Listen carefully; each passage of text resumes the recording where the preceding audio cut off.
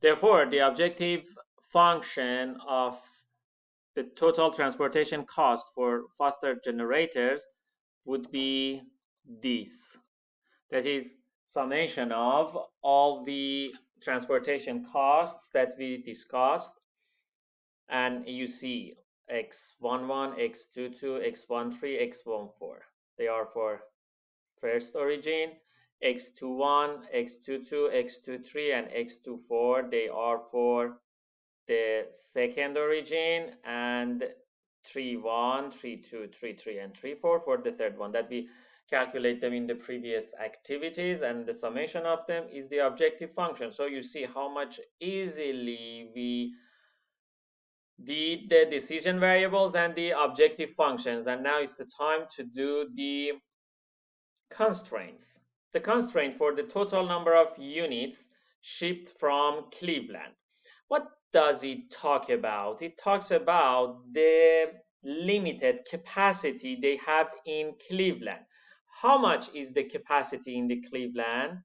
Here we had the total capacity that we had in Cleveland is 5,000. So since the capacity, the production capacity they have in Cleveland is 5,000, they cannot supply more than 5,000. So here in this activity, it is asking you, okay, formulate this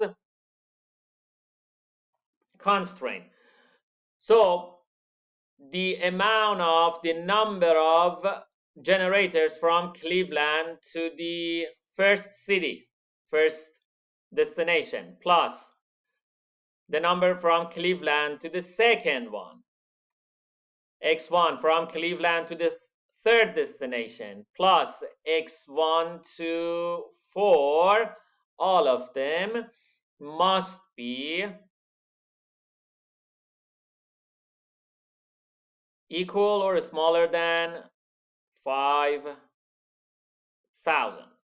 So even if you put equal because of the same explanation we had for classwork 3, you can use both of them, but these two things are correct, and I recommend using smaller or equal, because here it is important not to surpass it, not to violate it. And since you have an objective function that tries to minimize the transportation cost, and you also have some other constraint on the demand, so making it equal or smaller cause us no problem. So here you see it is the same one, x11, x12, x13, x14 is the answer for this one. Let's go for activity 6, the constraint for the total number of units shipped from Bedford. It is exactly the same as activity 5. Try your best to get your answer before you check the next slide. Similar to the previous constraint, the total amount of the total number of generators from Bedford to all 4 destinations, that is x21 plus x22 plus x23 plus x24, must be equal or smaller than capacity of Bedford, that is 6,000, according to the graph we checked together or all other information we had, and it is the answer. I hope you already had it, and when you checked it, you noticed you did a great job. Okay, let's go for the next one that is again similar to this constraint, but here it talks about the York, the constraint for the total number of units shipped from York, exactly the same. On one hand, you need to have the summation of the number of generators from York to each destination that must be equal or smaller than the capacity of the York. Pause it, take your time, and get it right. Since the capacity of York for production is 2,500, so we should have the constraint as this: 3.1, 3.2, 3.3, 3.4. You see 3 is common in all of them because this 3 represents York. and this is the capacity. And now we are good with the capacity constraint. The next one, we have demand constraint that must be met. So at activity 8 is asking you for the constraint for demand of Boston. And remember, since it is important to cover demand for Boston, it is not equal or smaller, because when in a city you have demand of 100, you must be sure that the amount of supply you have for this city is equal or greater than 100, because absolutely you want to cover all the demand over there with the same logic that I told you regarding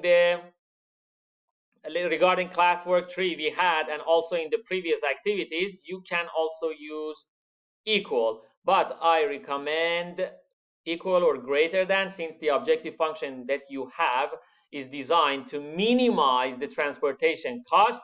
It will cause you no problem. So pause the video, check it, take your time to write the correct constraint for demand of Boston.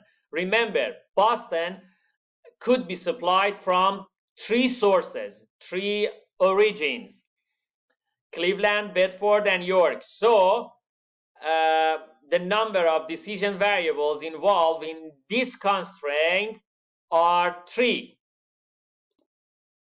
It is the graph we had, so let's check it for Boston. The demand of Boston is 6,000. So the number of generators from Cleveland, that is X11, from Cleveland to Boston, that is X11.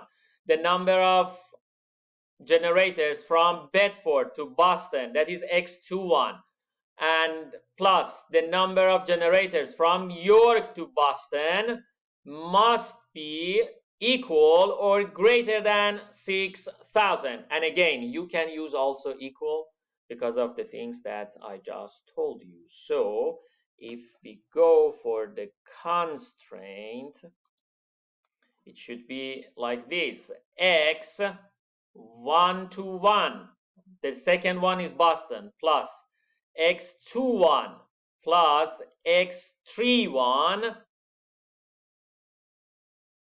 6,000. That these 3 are the 3 different origins that you have. And again, my friends, you can use also equal. Use the one that you like better. And here is the constraint. Activity 9 is exactly the same as the previous one, just instead of Boston, it is for Chicago. Make sure you get it right.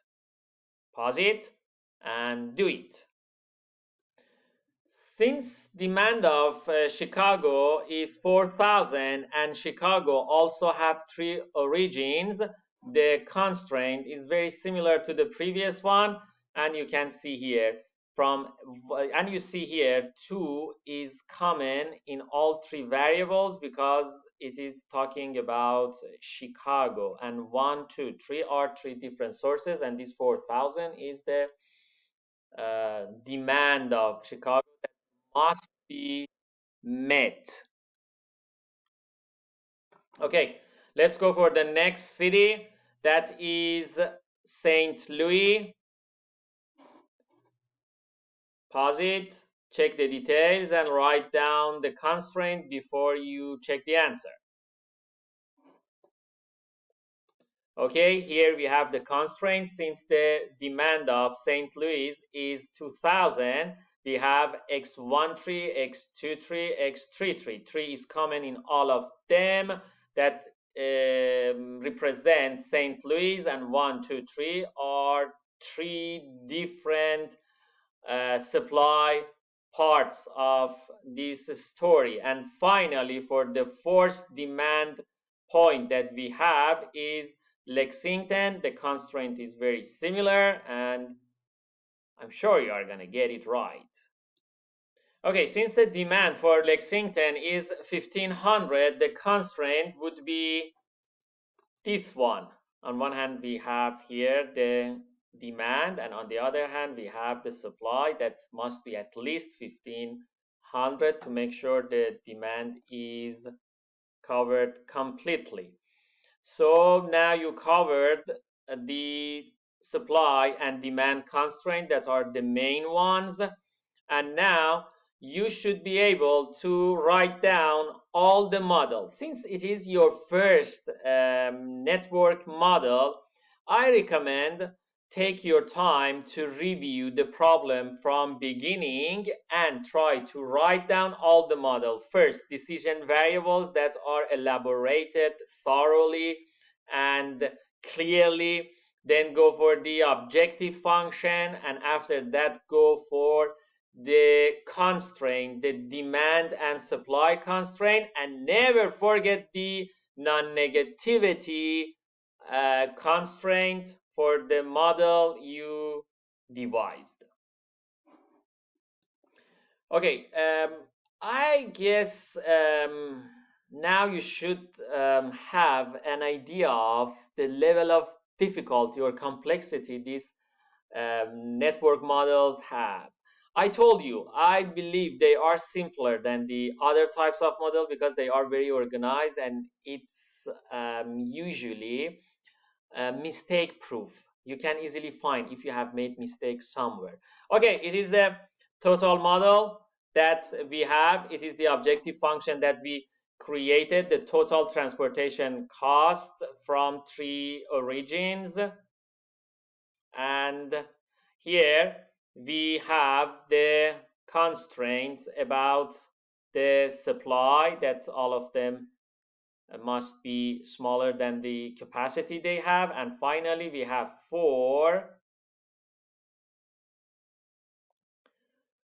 demand constraint that must be covered: x11, x21 plus x31. It is the supplying for the first destination from 3 different origin that must equal 6,000. And finally, here we have 12 non-negativity constraint. When it says xij equal greater than 0, it means that, and it says I equal to 1, 2, 3 and j 1, 2, 3, 4, it talks about 1, 1, 1, 2, 1, 3 and continues until it gets to x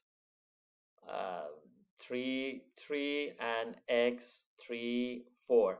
So totally we have 12 constraints. Very soon we start solving these models that we are doing, but here to give you the idea how much decision science is helpful in real life, and how and why these models are being applied in real life immensely, vastly, everywhere you can find mathematical models, because they are simple in understanding and application. So it is the model that you had, and the only difference is here you have the answer for that. For example, here it says x11 is 3,500, x12 is 500. What about x13, my friends? How much is that? Okay, pause the video and check it, check the details before you check the answers, and it is just to give you an idea when you solve the model what you come up with. Okay, after thinking about that, as you can see, from 1 to 3 we have no root, no assignment, so it is 0, and x14 is also 0. So Cleveland only support Boston. You see, it has 5,000 capacity for production, and this is distributed to Boston and Chicago. 3,500 is going to Boston and 1,500 goes to Chicago, and that's it. And if you check, for example, about Boston and 6,000 demand, it gets 3,500 from Cleveland and 2,500 from York. So see how well everything looks great.